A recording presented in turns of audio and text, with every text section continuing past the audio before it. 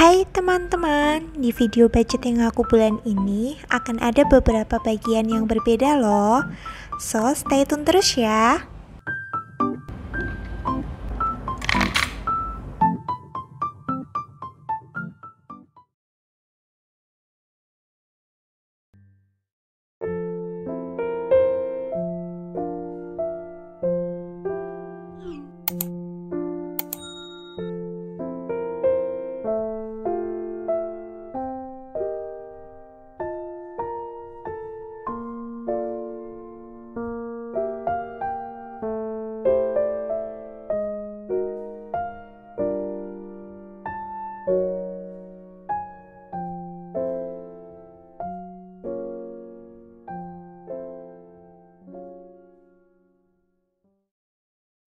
Hai teman-teman semuanya, Assalamualaikum warahmatullahi wabarakatuh.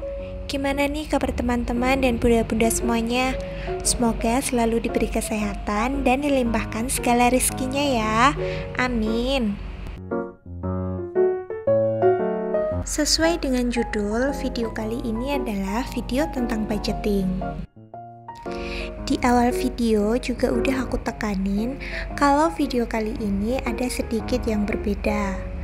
Aku gak akan sharing seputar tips and trick ataupun tutorial. Kali ini aku pengen sharing-sharing aja ke kalian, terutama para mamis-mamis yang telah berkeluarga. Oke teman-teman, tanpa basa-basi langsung aja kita menuju ke videonya. Hal pertama yang membedakan yaitu di bagian depan atau cover. Biasanya sebelum budgeting aku selalu bikin covernya dulu, terus aku kasih mini kalender. Namun kali ini enggak, langsung aja aku tulis judul bulannya di pojok kiri atas. Dan aku kasih sedikit dekorasi untuk mempercantik budgeting ini. Tema yang aku pakai kurang lebih sama seperti bullet journal aku kemarin, yaitu strawberry. Kalau kalian belum nonton videonya, bisa kalian klik link di bawah ya. Video jurnal kemarin berisikan tentang cara-cara membuat jurnal setup sesuai dengan kebutuhan kita.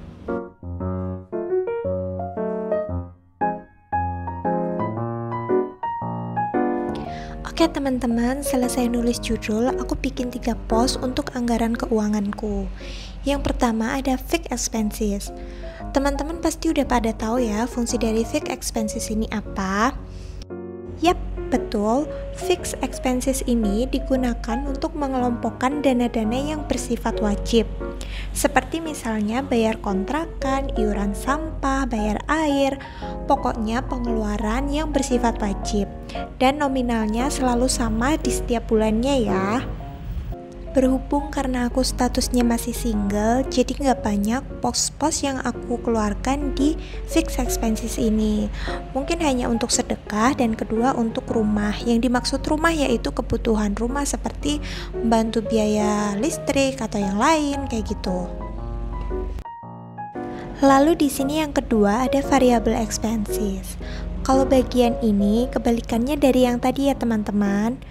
Variable expenses ini biasanya berisi pengeluaran-pengeluaran yang nominalnya tidak tetap setiap bulannya. Jadi bisa disesuaikan tergantung kebutuhan masing-masing.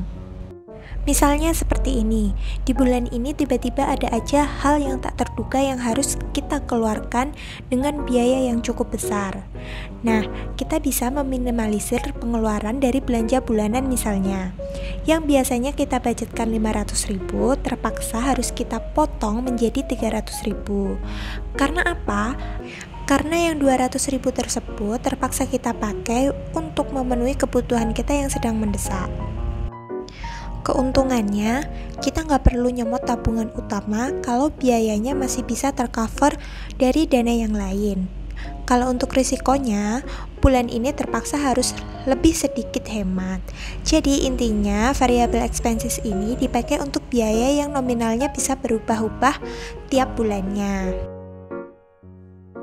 Lanjut untuk kategori saving. Di sini ada beberapa anggaran yang aku ubah ya teman-teman. Untuk sebelumnya kan aku memiliki beberapa saving fund seperti investasi, stationery, home decor, dan juga saving fund terakhir yang aku buat itu untuk membeli tablet. Namun semua singing fund itu terpaksa harus aku alihkan dananya. Jadi untuk saat ini aku akan lebih fokus untuk singing fund kategori home decor dan juga dana darurat. Mengapa demikian? Karena dalam waktu dekat insya Allah aku akan mengadakan sebuah hajat yang dimana akan membutuhkan biaya yang cukup besar. Dan biasanya dana-dana yang tak terduga inilah yang tiba-tiba akan muncul. Untuk menghindari adanya boncos, maka dari itu aku sisihkan dananya terlebih dahulu. Jadi dana dari tabungan untuk membeli tablet dan juga stationery akan aku jadikan satu di kategori home decor. Nah, mengapa home decor ini menjadi tabungan yang aku prioritaskan? Jadi teman-teman, dalam waktu dekat aku akan mengubah status aku yang sebelumnya single akan OTW menjadi ibu rumah tangga. Di bayangan aku ya teman-teman, awal-awal berumah tangga pasti banyak perintilan-perintilan yang kita perlukan untuk kehidupan kita nantinya. Hal yang paling penting yaitu kebutuhan dapur. Apalagi kehidupan aku saat ini yaitu tinggal bersama orang tua, bukan sebagai anak kos. Jadi barang-barang seperti kompor untuk memasak, magicom, gelas, piring, dan sebagainya harus aku beli. Apalagi setelah resepsi nanti nggak ada banyak uang yang akan aku pegang. Jadi mumpung saat ini masih bisa menyisihkan sedikit demi sedikit, maka akan aku sisihkan terlebih dahulu.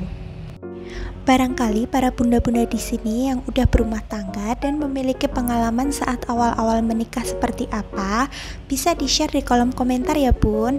Mungkin ada beberapa yang mengalami hal seperti aku.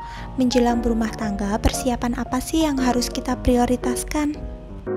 Jadi, kita para calon-calon ibu rumah tangga yang tergolong newbie bisa belajar dari pengalaman seseorang agar tidak salah langkah. Karena belajar juga nggak harus dari pengalaman sendiri ya teman-teman. Belajar dari pengalaman orang lain juga menjadikan kita bisa berpikir lebih dewasa sebelum melangkah. Kembali ke budgeting.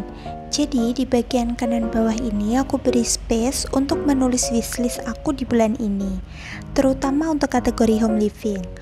Rencana aku akan membeli satu set pisau dapur, teflon, dan juga workbench.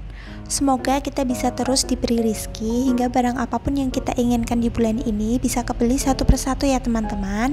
Amin. Di halaman sebelahnya aku akan gambar kolom spending tracker. Mungkin beberapa teman-teman udah pada tahu fungsi dari spending tracker ini apa, tapi aku akan jelasin sekali lagi, barangkali ada teman-teman yang belum tahu tentang spending tracker. Fungsi dari spending tracker adalah merekap semua transaksi keuangan ke dalam beberapa kategori, sehingga kita akan bisa mencatat pengeluaran dan membuat anggaran rumah tangga dengan lebih efisien lagi. Intinya, fungsi dari spending tracker ini yaitu mencatat segala pengeluaran kita selama 1 bulan ke depan. Manfaatnya yaitu mengurangi pos pengeluaran yang bermasalah. Jadi ketika kita mulai mencatat pengeluaran dengan fitur spending tracker ini, maka lama-kelamaan kita bisa melihat pola belanja yang selama ini kita lakukan. Di mana sih pos pengeluaran yang bermasalah dan di mana pos pengeluaran yang harus kita perbaiki. Manfaat lainnya yaitu bisa membantu kita untuk mencapai goals tertentu. Setiap orang pastinya memiliki tujuannya masing-masing, seperti misalnya traveling, membangun bisnis, atau membeli rumah. Jadi tujuan-tujuan ini tidak mungkin tercapai tanpa adanya manajemen keuangan yang disiplin, seperti pencatatan pengeluaran melalui spending tracker ini. Oke teman-teman, cukup sekian dulu video aku tentang budgeting. Terima kasih buat kalian yang udah nonton video ini hingga akhir. Jika video ini dapat menginspirasi kalian, boleh dibantu dengan mengklik tombol subscribe, like, komen, dan share sebanyak-banyaknya ke teman-teman kalian yang lagi belajar untuk budgeting juga. Oke, sampai jumpa di video selanjutnya. Bye-bye.